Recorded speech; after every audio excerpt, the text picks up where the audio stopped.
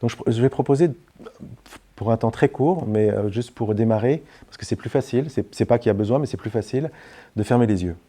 Hein, la première chose, juste pour enlever une partie de l'information qui arrive. Mais en fait, on va les rouvrir rapidement et on va pouvoir ensemble continuer avec les yeux ouverts très rapidement. Donc fermer les yeux, la première chose que j'ai besoin de vous dire, c'est que c'est pas pour... les yeux fermés, généralement, ça suggère toujours une forme de relaxation. Bon, ça c'est OK, mais souvent ça amène une forme d'endormissement quelque part. Et justement, c'est pas la direction dans laquelle on va. C'est pas une forme d'apaisement, d'oubli du type sommeil, sommeil de nuit ou sommeil profond. C'est dans l'autre direction qu'on va. Donc les yeux fermés, toujours en alerte avec ce qui se passe. Alors en alerte de quoi? Qu'est-ce qu'on chasse ici? C'est quoi c'est quoi le but de cette exploration-là? Qu'est-ce qui se passe en ce moment? Qu'est-ce qu'on peut décrire tous ensemble? Qu'est-ce qui est commun à nous tous maintenant? Alors, commun à nous tous, je propose, et si vraiment ça ne correspond pas à votre expérience, vous pouvez lever le bras et exprimer quelque chose qui vous semble pas être votre expérience, quoi, en fait. Et puis, on va voir s'il y a une raison pour ça. Par exemple, la première chose qu'on peut dire, c'est qu'en ce moment, il y a une information, il y a une voix qui arrive, une information sensorielle qui correspond à une impression de quelqu'un qui parle, quelqu'un qui vous parle. Donc je parle à la première personne qui me parle. Je décris à votre place l'expérience. J'entends Didier. Bon, Didier, pour le moment, c'est un concept parce que c'est juste une voix qui arrive. Une information d'ordre sonore qui émet des mots, qui émet des sons, qui font du sens. Et ce sens-là raconte une histoire.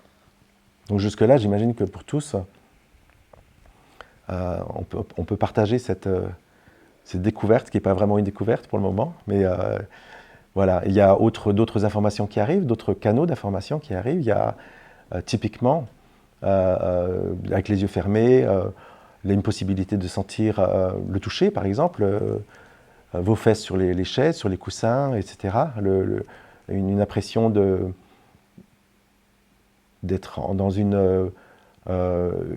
un flux d'informations qui donne une information peut-être de position, de toucher, de pression, qui est là, et remarquez que ça arrive en parallèle avec l'information sonore.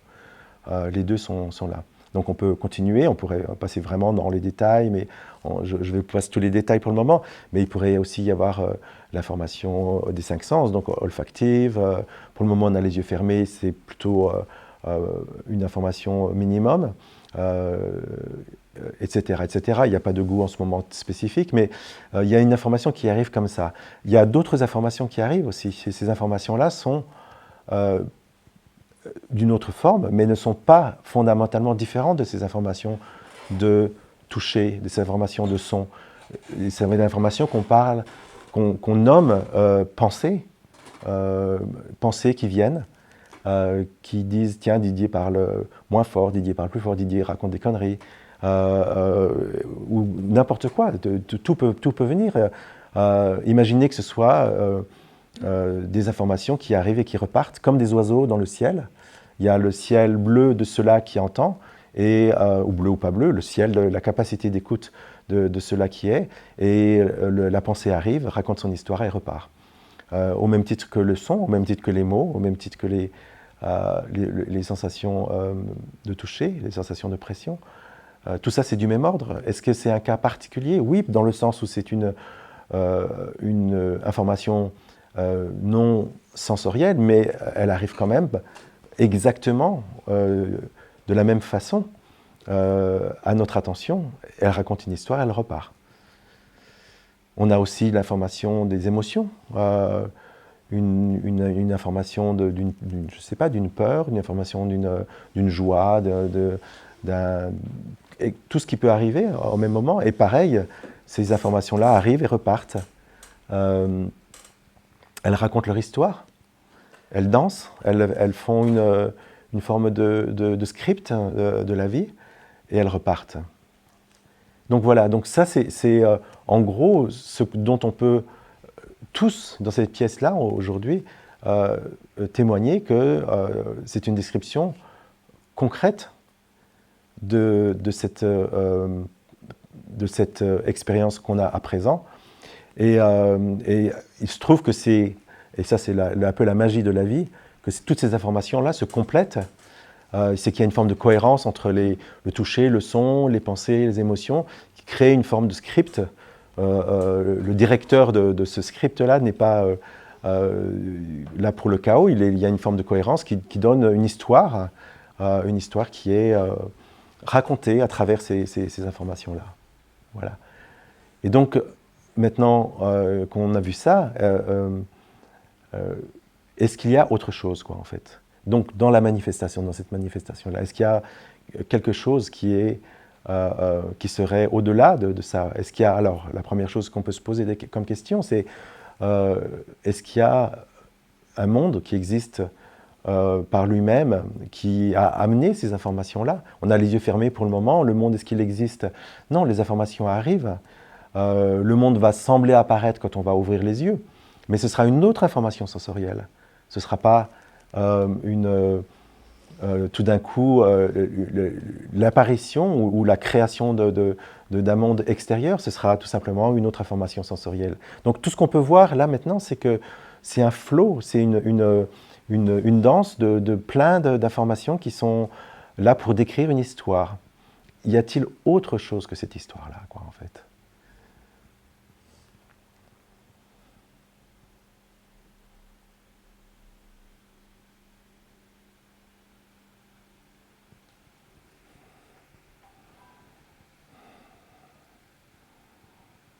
Alors là, maintenant, dans ce silence, il commence à devenir évident que cette danse-là, elle n'est pas quelque part toute seule, laissée à elle-même. Il y a une présence qui est là, qu'on a peut-être toute une vie appelée moi-même, qu'on a appelée je, cela que je suis, qui est de toute évidence vérifiable par tous. Est-ce que quelqu'un n'est pas là en ce moment? Est-ce que cette présence est absente dans une quelconque des histoires des gens qui sont ici? Est-ce que, autre question, est-ce que ces perceptions qui arrivent, elles arrivent par elles-mêmes, ou est-ce que leur existence est sujette à une possibilité de conscience, de savoir, de capacité,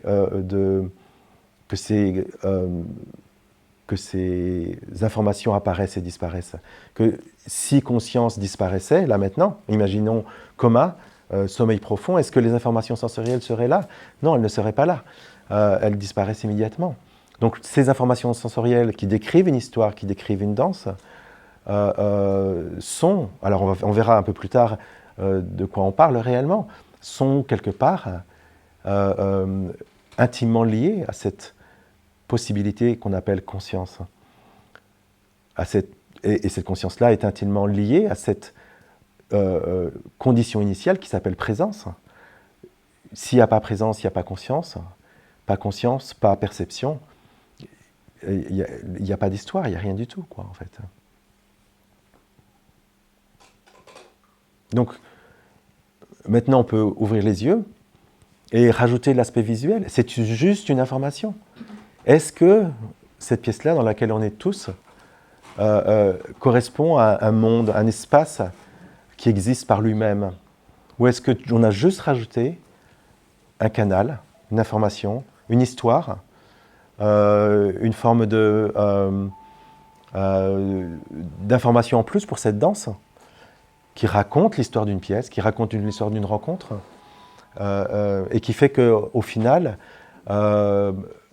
c'est très convaincant, ça fait du sens, il y a quelque chose qui se passe, du sens, et qu'il y a cette rencontre, cette danse qui apparaît.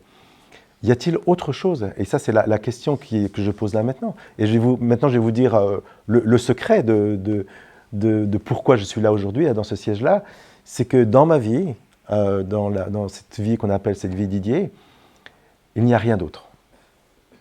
Il n'y a rien d'autre. Il n'y a pas les autres histoires qui apparaissent. Alors, on va voir lesquelles sans ces histoires-là, quoi, en fait. Par exemple, l'histoire de moi qui habiterait ce corps, cette tête, derrière les yeux, quelque part, qui regarderait d'autres moi, qui sont d'autres corps farcis, avec des moi, avec des petites personnes, des petits gremlins dans la tête, qui seraient aux commandes, qui seraient aux manettes de cette histoire, et qui seraient en face d'autres gremlins, dans d'autres têtes. Et ça, c'est la condition humaine. C'est comme ça que, généralement, on comprend ce qu'on appelle cette vie humaine. Alors, cette histoire qui est absolument partagée par la grande majorité de ces différents angles de vue, alors j'appelle ça des angles de vue, n'est en réalité qu'un fantasme, j'appelle ça d'une manière assez forte, une hallucination. Et cette hallucination, étant virtuelle, étant un genre de mirage, peut disparaître. Et la bonne nouvelle, c'est qu'en disparaissant, comme c'était un mirage, rien ne change. C'est-à-dire quoi? Ça veut dire quoi, rien ne change? Ça veut dire que cette information sensorielle, de son, de visuel, des pensées qui viennent, qui repartent, d'émotions qui viennent et qui repartent, racontent leur histoire. C'est la même chose. Il y a juste quelque chose en moins.